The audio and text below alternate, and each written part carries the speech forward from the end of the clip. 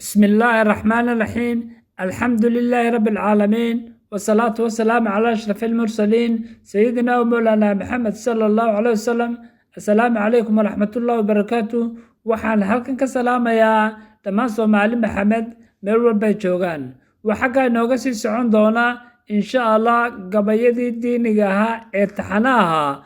Waxa gabayga maanta la yiraahdaa amarka Ilaahay, wuxuuna ka hadlayaa in amarka Ilaahay lagu socdo, wuxuuna ku bilaamayaa insha Allah sidan. Amarka Ilaahay ayaad sandulo ku tahood ku socotaaye.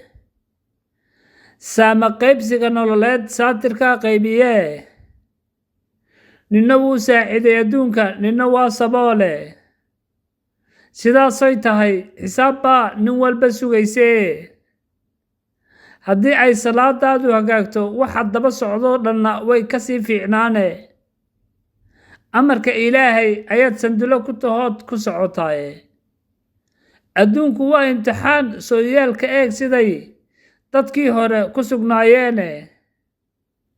waagii aad waabariisataba iyo saakadii timaadba way ka sii adkaane.